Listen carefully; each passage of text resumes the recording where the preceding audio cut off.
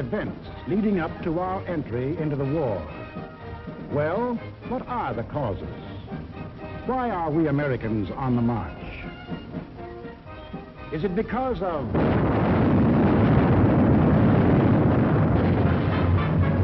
Pearl Harbor? Is that why we are fighting? Or is it because of Britain?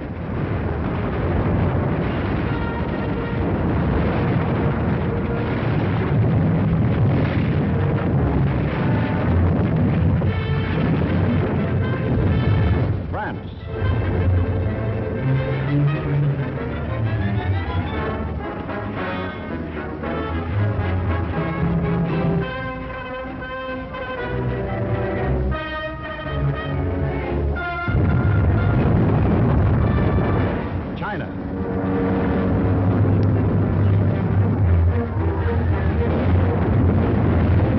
Czechoslovakia.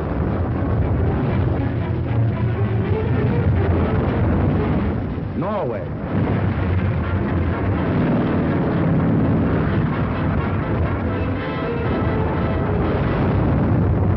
Poland.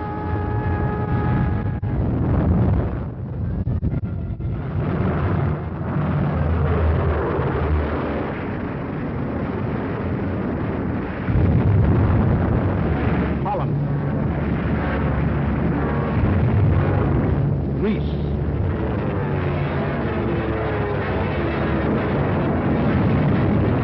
Belgium. Albania. Yugoslavia. Or Russia.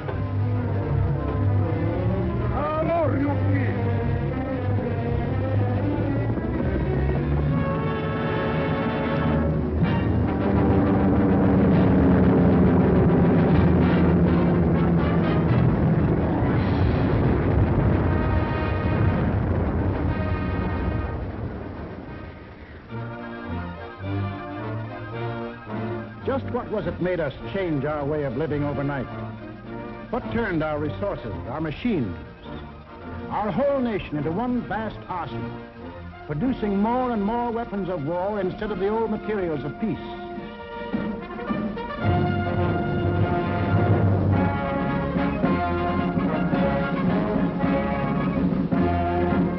What put us into uniform, ready to engage the enemy on every continent and every ocean?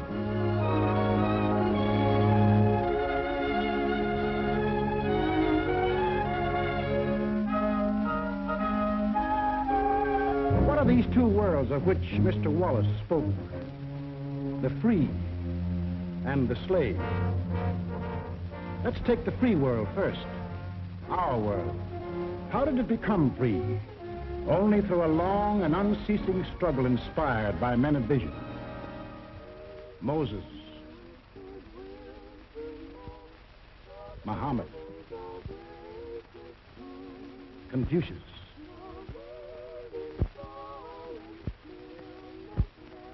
Christ. All believe that in the sight of God, all men were created equal.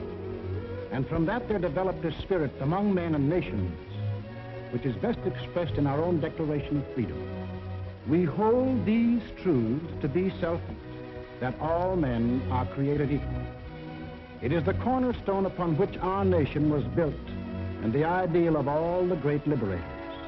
Washington, Jefferson, Garibaldi, Lafayette, Kosciuszko, Bolivar, Lincoln. Lighthouses, lighting up a dark and foggy world. The government of the people, by the people, for the people, shall not perish from the earth. Fighting, living, dying. For what? For freedom. That for which men have fought since time began. To be free.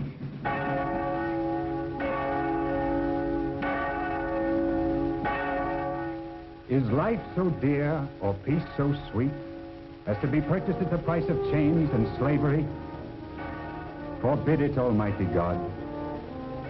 I know not what course others may take, but as for me, Give me liberty, or give me death.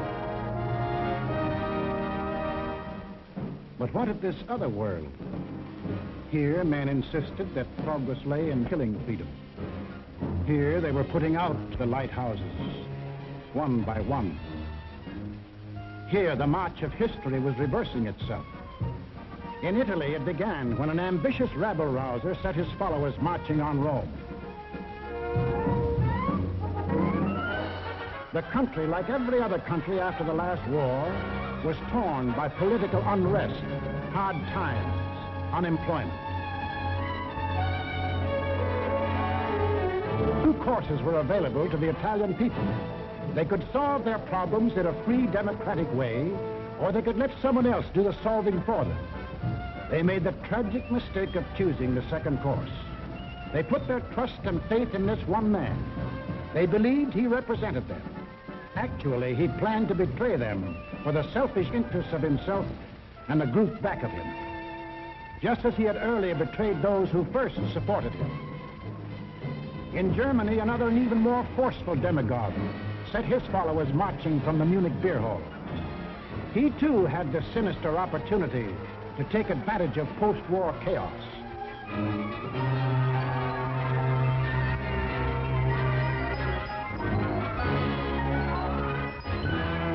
But he also had certain distinctive German characteristics to play on.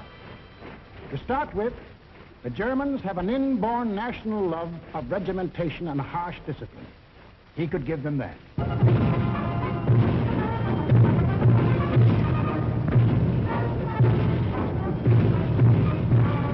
The German army, and through them the people, had never acknowledged German defeat in the last war and were anxious for revenge.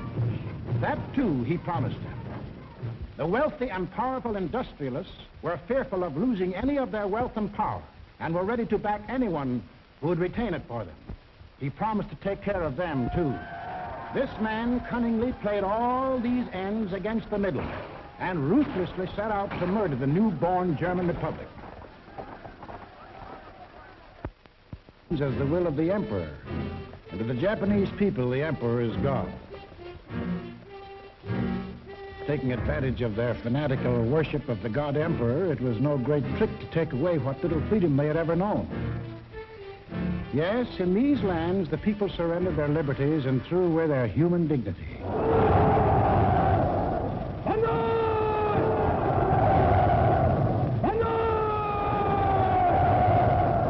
They gave up their rights as individual human beings. They became a part of a mass, a human herd.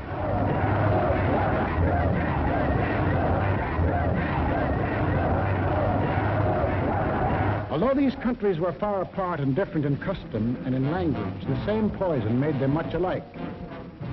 Each got a new uniform. In Italy, the new bosses wore black shirts. In Germany, the shirts were brown. In Japan, they hid behind the uniform of the army. But really, they belonged to a sinister secret society. Their symbol was a black dragon. The other fellows had to have a symbol too. Germany, a swastika. In Italy, the old Roman symbol of the fascists. In Germany, they called the new order National Socialism, or Nazism. In Italy, they had a shorter word, fascism. In Japan, they had lots of names for it.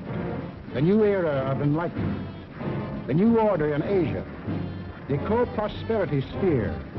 But no matter how you slice it, it was just plain old-fashioned militaristic imperialism. The Japs would get the prosperity, and the others would get the coal. They say trouble always comes in threes. Take a good close look at this trio. Remember these faces. Remember them well. If you ever meet them, don't hesitate. Der eine wahrhaftige Weltanschauungspartei sein. Und zweitens, Sie wollten, Herr... Stop thinking and follow me, cried Hitler. I will make you masters of the world.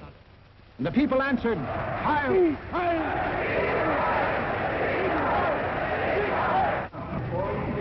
Stop thinking and believe in me, bellowed Mussolini, and I will restore the glory that was Rome. And the people answered, Duce, Duce. Stop thinking and follow your God Emperor, cried the Japanese warlords, and Japan will rule the world. And the people answered, Banzai, Banzai. Each system was alike in that the constitutional law-making bodies gave up their power. The Reichstag in Berlin, the House of Deputies in Rome, the Diet in Tokyo. And these elected representatives became collections of stooges, rubber stamp organizations. Applauding on cue the words of the leaders. Each system did away with free speech and free assembly. Each system did away with a free press and substituted a press controlled by the party. Through their ministries of propaganda, each took complete control of the theater, the movies, the radio. Every cultural activity and every channel of information was controlled by the most important members of the party. Each did away with free courts and trial by jury, and substituted courts and judges run by the party. Each abolished labor unions and the rights of bargaining for wages. Verstieg machen zur Meldung. Achtung! Abteilung 6, 310 mit 13114 beim Kranbau. Danke. Heilder! Heilder! Lassen Sie weiterarbeiten. Weiterarbeiten! And under the pretext of patriotism established a system of forced labor. Each enforced its decrees by an army of secret police who held the power of life and death over every individual. And for the few who still believed in freedom and said so, there was a ready answer.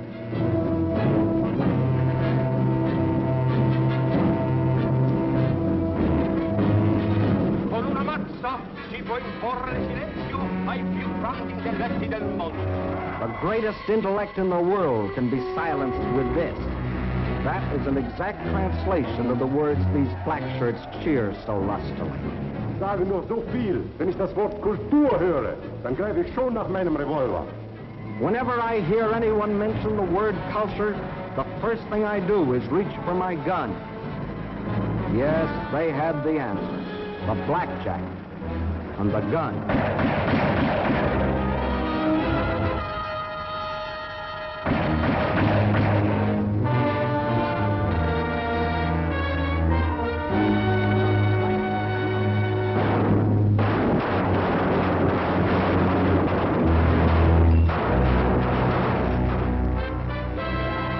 In Italy, they did it different.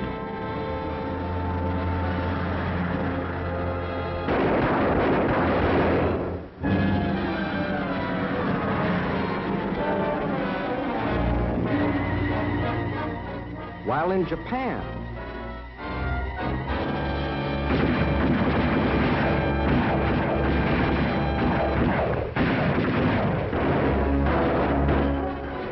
to their names can be added those of hundreds and thousands of others who stood in the way of the new order. Finally, there is only one obstacle left.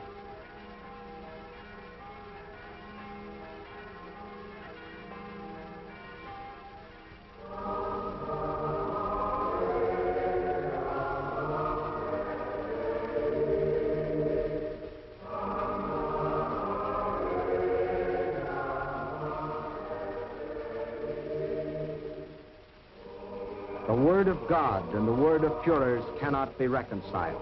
Then God must go.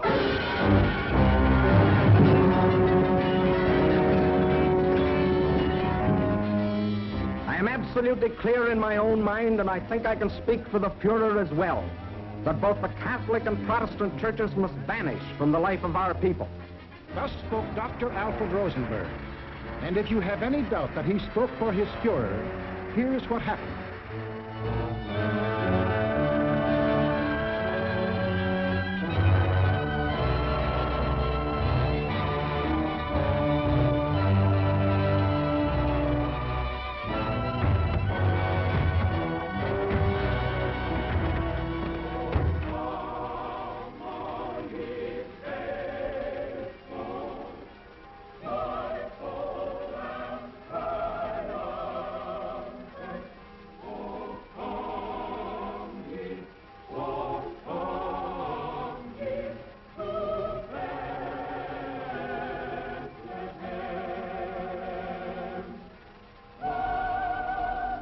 thousands of other men of God, Protestant, Catholic, Jewish, were persecuted, arrested, confined in concentration camps.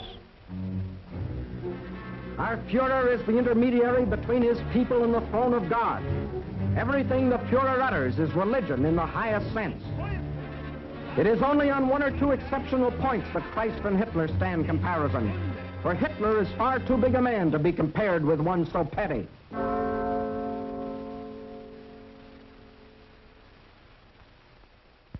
German classrooms. Adolf Hitler ist unser Retter, unser Held, der edelste Führer auf der ganzen Welt. Für Hitler leben wir und wir sterben gerne wir. Für den Führer bis zum Tod, denn er ist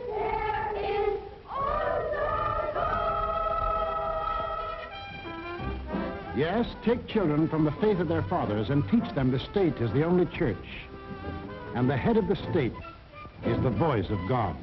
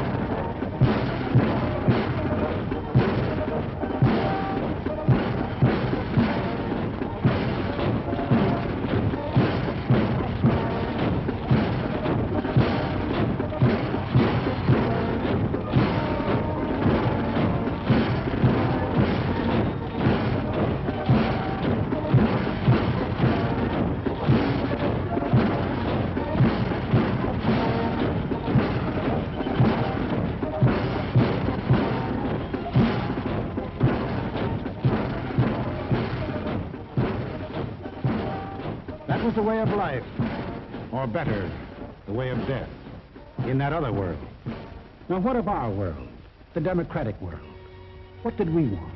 What did we do about it? First of all, we wanted peace and security. And to prove our sincerity, in 1921, we initiated the Washington Disarmament Conference. This resulted in two vitally important treaties. One, to reduce the size of the British, Japanese, French, Italian, and American fleets. And the other, the Nine-Power Treaty, which guaranteed the integrity of China. And incidentally, one of the powers signing this was Japan.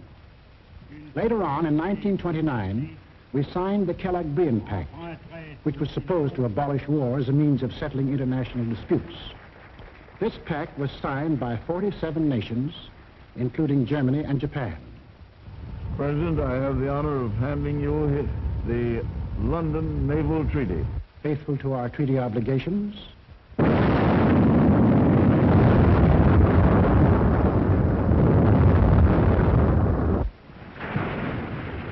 we scrapped more than 60% of our naval tonnage, and our army was reduced to a standing force of 136,000 men, smaller than that maintained by the little state of Romania. We let our hopes for peace become so strong that they grew into the determination not to fight unless directly attacked. We let ourselves be influenced by those who said that we could find security through isolation. The confusion in our way of thinking is apparent in the slice of public opinion as it appeared in Pathé News in 1939.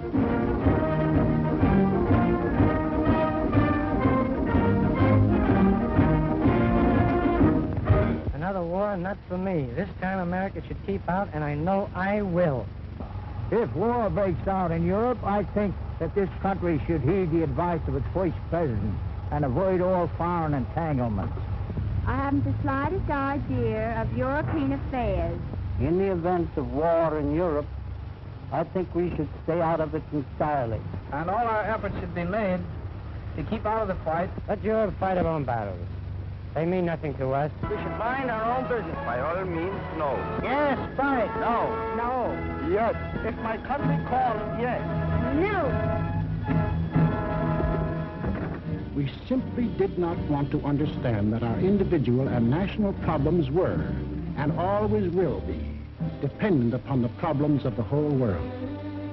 And we had individual and national problems to worry about, plenty of them, just as Germany, Italy, and Japan had. But we faced them in a democratic way. We passed laws to give working men a chance to improve their lot. We established an insurance program for those without jobs. We began to give old folks protection against want and hunger. We organized the CCC to provide our young men with healthy and useful employment.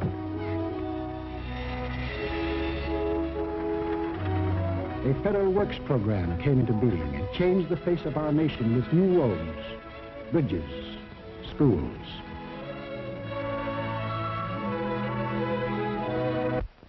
We built great new dams which brought the miracle of electricity to millions of our people.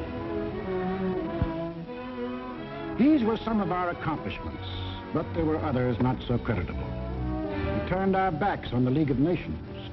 We passed the Tariff Act to set a higher wall of isolation around us. We encouraged lawlessness with the farce of prohibition. But in spite of these mistakes, we never had a thought of losing our free institutions.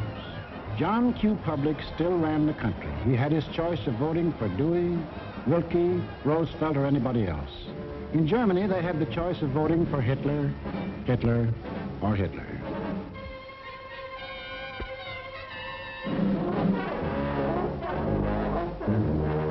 Over here, John Q. still read what he pleased. And although he heard of books being burned in other countries, he would have laughed if anyone had told him his books would ever be burned.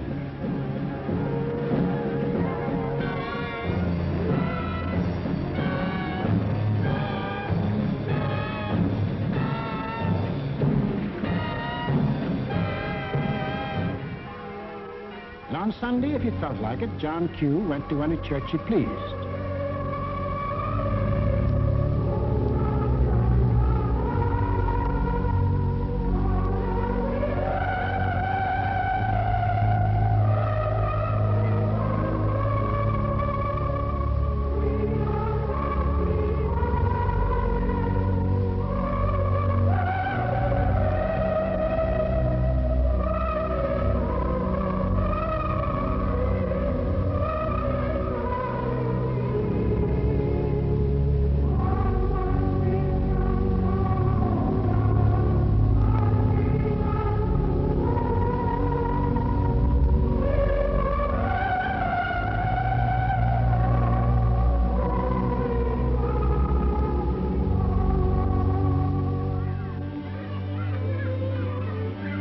most of all, he got a kick out of seeing his kids grow up.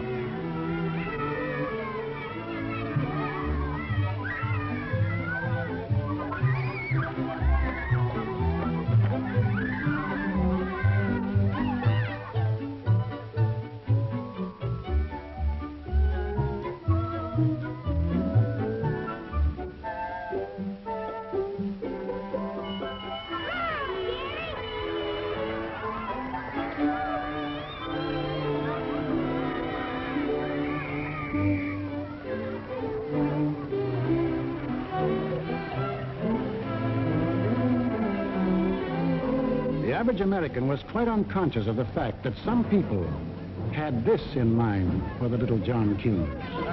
Tasty, viel mehr, Jung. Wollt ihr auch so da?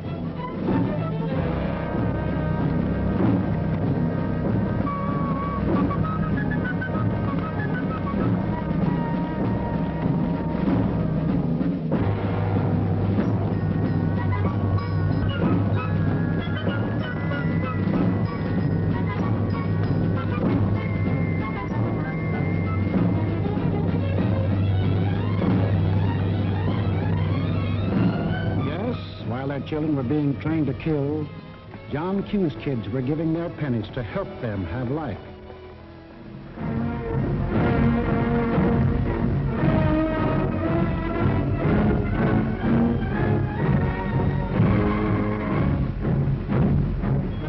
And when we saw these men in the newsreels, quite often we laughed. To us, they looked like characters in a musical comedy.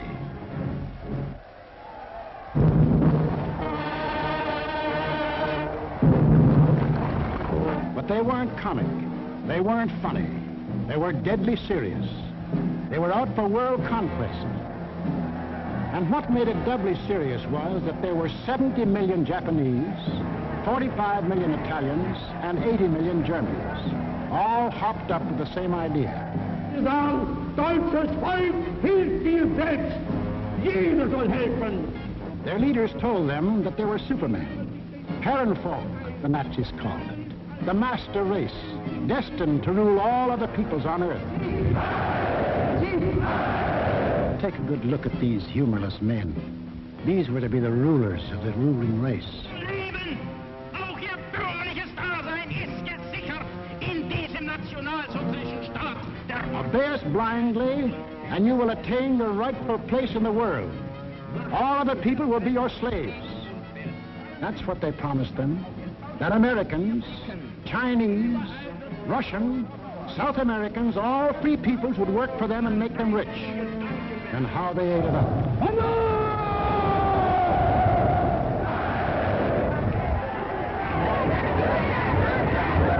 We shall restore the glory that was Rome. Today we rule Germany. Tomorrow the world. The Pacific is ours. It was inevitable that these countries should gang up on us. The little fellow is our pal, Kurosu, who smiled his way into our hearts in December 1941. Here he and his friends are busy carving up the world in advance, staking out their claims. Take a good look at these claims. Here was the Italy that Mussolini took over in 1922. And almost his first act was to tell the Italians they were the rightful owners of Corsica, Nice, Savoia, Albania, Tunisia, Ethiopia, and a land corridor linking it with Libya. Later on, he had an even bigger dream. The old Roman Empire as it existed nearly 2,000 years ago, to dominate all the lands adjoining the Mediterranean. Mare Nostrum, our sea, they called it, just as the ancient Romans did. As for the Japanese, they had some ambitions too. By 1920, they had grabbed off Formosa, Korea, and the southern half of the island of Sakhalin. Then Baron Gishi Tanaka, the prime minister, carefully set down Japanese aims in a document called the Tanaka Memorial. It was presented to the emperor July 25th, 1927.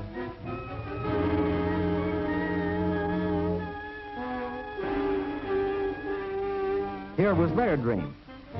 Manchuria for raw materials, China for manpower, Then a triumphant march through Indochina, Siam, Burma, India, the East Indies, and on through Australia and New Zealand. And in the north, all they claimed was that part of Russia east of Lake Baikal. That was to be the new order in Asia. Then the Japs would move eastward to crush the United States and really start their co-prosperity sphere. Now take a look at the bite the Nazis reserved for themselves. Here's the Germany Hitler walked into, and here's what he wanted. First, Europe under his complete political or economic control, leaving Mussolini a share of the loot if he behaved himself. Then the drive to the east, through the rich oil lands of Iran and Iraq, into India. Another push south through Africa. Then from Dakar, jump off to meet the honorary Aryans who were to move in on South America through the Pacific. At the same time, start across from the Scandinavian countries to hook up with his buck-toothed pals coming over from Siberia to join in the conquest of the United States. There it is, gents. All they left us was Shangri-La. And they'd claim that, too, if they knew where it was. If they had a chance, listen.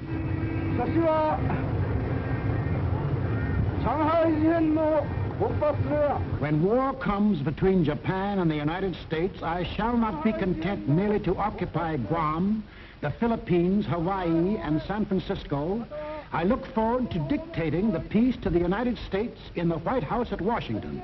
Yamamoto wrote those words on January of 1941. Yes, the conquering Jap army down Pennsylvania Avenue. That was the final goal. You will see what they did to the men and women of Nanking, Hong Kong, and Manila. Imagine the field day they'd enjoy if they'd marched through the streets of Washington. But before striking, a preliminary step was necessary. From Berlin, from Rome, from Tokyo, the campaign started. Propaganda to confuse, divide, soften up their intended victim. Put them on the defensive. Scream you're abused. Shout you're oppressed. The world's wrong, you're right. If you shriek it loud enough and often enough, they'll believe you. Above all, use their free press and their free speech to destroy them. Lebensraum, ja, Lebensraum, meine Volksgenossen. Lebensraum, they demanded. Living room. Our lands are overcrowded. But at the same time, they gave prizes to mothers who bore the most sons.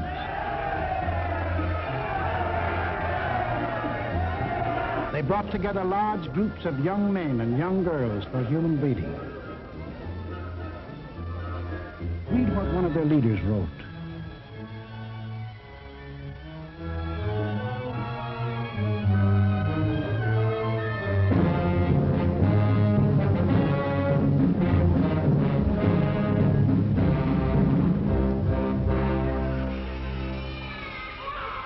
Of course, the children from this assembly line belong to the state to be scientifically trained for conquest.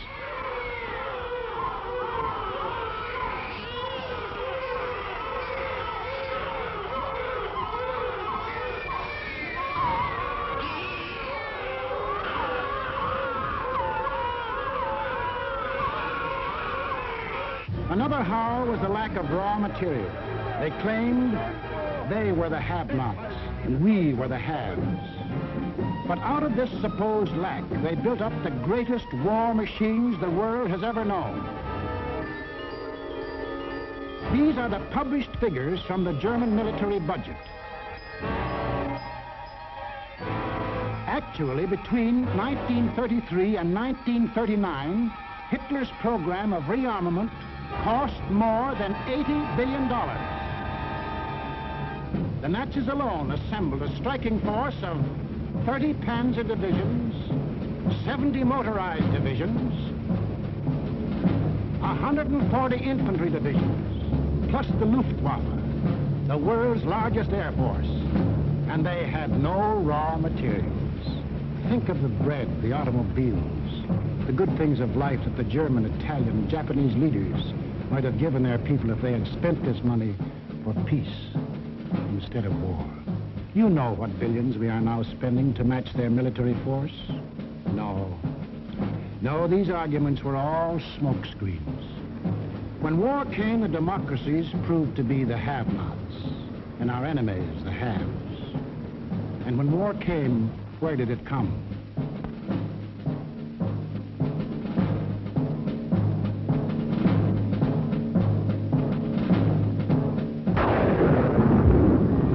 Remember that date, September 18, 1931. A date we should remember as well as December 7, 1941. For on that date, in 1931, the war we are now fighting began. The place was Manchuria, the northernmost province of China, 6,000 miles from San Francisco. Manchuria, the first objective in the Tanaka Plan. By September 18th, the Japanese, who by treaty patrolled the southern Manchurian Railway, had secretly and illegally increased their garrisons. On the Korean-Manchurian border, an entire Japanese army was assembled, conveniently equipped for a winter campaign. All they needed was an excuse. They made their own. At 10:30 that night, just after the Mukden Express had passed by, a section of track was dynamited, causing damage to one rail and 2 fish plates. Japan's honor had been violated. Within half an hour, the Japanese railroad garrison launched a coordinated attack on the barracks of the sleeping Chinese army at Mukden. The slaughter was appalling. By midnight, the conveniently placed Japanese army poured across the Korean border, and the first open act of aggression, the invasion of Manchuria, was on. In 4 days, they had occupied the whole of southern Manchuria, and shortly after, the whole country. Manchuria became Manchukuo, a puppet state with an obedient stooge on the throne, Henry Puyi, a weakling whom the Japanese had prepared for the job with 7 years of women and song. In Washington, Henry L. Stimson, then Secretary of State, now Secretary of War, sent out a blistering denunciation of the attack. The League of Nations sent a committee of 5, headed by Lord Lytton and including our own General Frank McCoy, to Manchuria to investigate. In October of 1932, the committee issued its report. We found that the Japanese occupation of this large part of China was not justified on the ground of self-defense, and that the new state which had been set up was a Japanese protectorate rather than a genuine case of Manchurian self-determination. Shortly after, the League condemned Japan as an aggressor nation. À son Excellence, Monsieur Matsuoka, délégué du Japon. I call on His Excellency, Monsieur Matsuoka, delegate of Japan.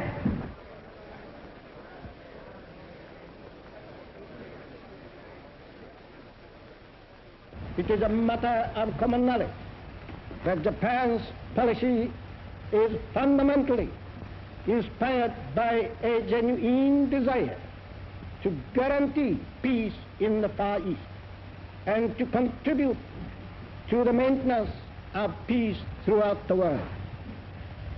Japan, however, finds it impossible to accept the report adopted by the Assembly. In answer, the Japanese delegates, knowing there were no guns behind this condemnation, smiled, took up their briefcases, marched out of the League. More than Manchuria was dead. Collective security was dead. The green light had been given the aggressors. We and the rest of the world knew that these aggressors should be stopped and punished, but we were unwilling to make the necessary sacrifices to back up that opinion. It was impossible to convince a farm boy in Iowa, or a driver of a London bus, or a waiter in a Paris cafe that he should go to war because of a mud hut in Manchuria. Yet the subsequent course of history makes it clear that that incident, so many miles away, is one of the main reasons that you and millions of others are in uniform today. Japs had Manchuria. Phase number 1 of the Tanaka Plan was completed. Phase number 2, the conquest of China. In 1932, without warning, the Japs attacked the Chinese city of Shanghai.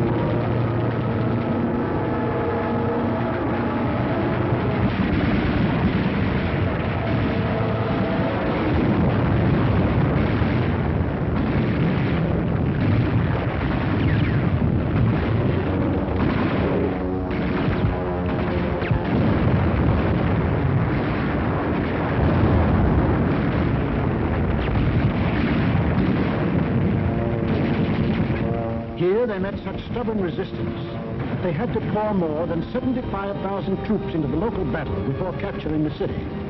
This resistance made them decide to shift their campaign to the north, and in 1933 they added the province of Yeho to Manchuria.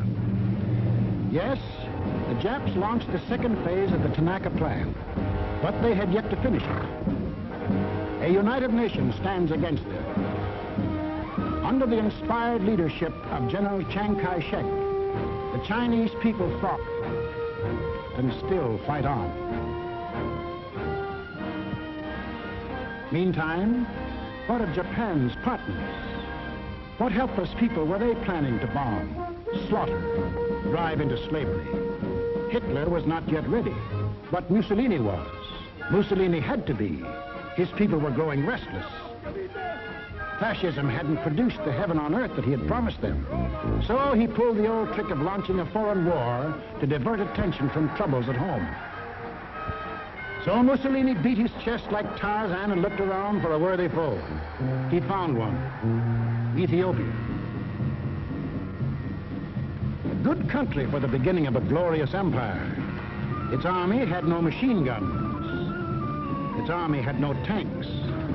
Its army did have an air force. Exactly one old airplane. One airplane against a nation which had developed a new theory of total air war. Of the blitz which would wipe out cities, destroy civilians, men, woman, and child. In October of 1935, following the Japanese example, an incident was provoked at the little settlement of Wall near the border of Ethiopia and Italian Somaliland. Italy's honor had been violated. Refusing any arbitration, Mussolini moved the whole might of his army through the Suez Canal to overrun the undefended country.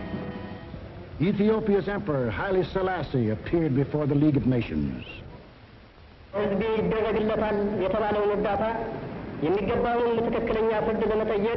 I must still fight on until my tardy allies appear, and if they never come, I say to you without bitterness, the West will perish.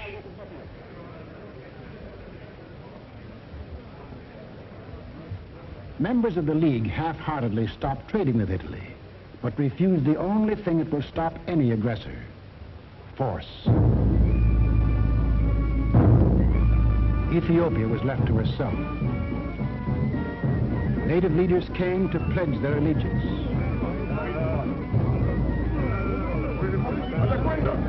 Alla guarda, giù! C'è cosa, che c'è?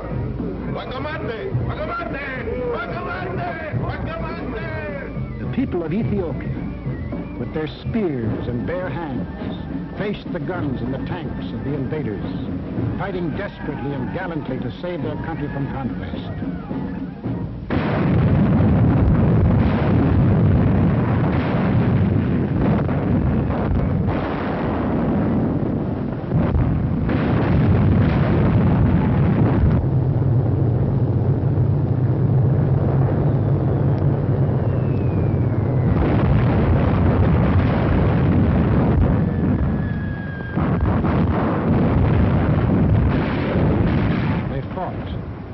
They died.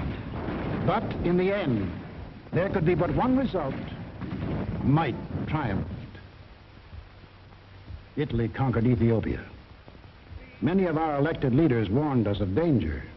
Without a declaration of war and without warning or justification of any kind, civilians, including vast numbers of women and children, are being ruthlessly murdered with bombs from the air. But we were still hypnotized by the fact that two broad oceans stood between us and the rest of the world.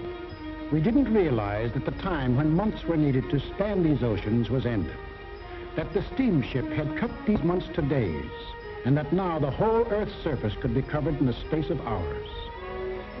Yes, we were a nation that wanted peace.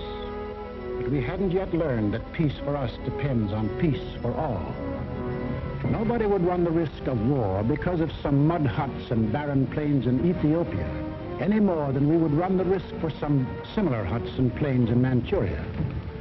Correctly interpreting our attitude, the aggressors were all the surer that they could get what they wanted.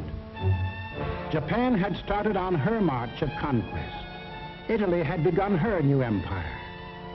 And now the third gangster. What about him? We'll take him up in our next film and show how he joined his partners and put in his bid. For this is what we are fighting. Freedom's oldest enemy. The passion of the few to rule the many. This isn't just a war. This is the free people's life and death struggle against those who would put them back into slavery. The free peoples of America and Britain, of Russia and China, of Canada, Australia, and all the 30 United Nations that have sworn that man shall still remain free. That is the cause in which we fight. We lose it, and we lose everything. Our homes, the jobs we want to go back to, the books we read, the very food we eat, the hopes we have for our kids, the kids themselves. They won't be ours anymore. That's what's at stake. It's us or them. The chips are down. Two worlds stand against each other. One must die, one must live. 170 years of freedom decrees our answer.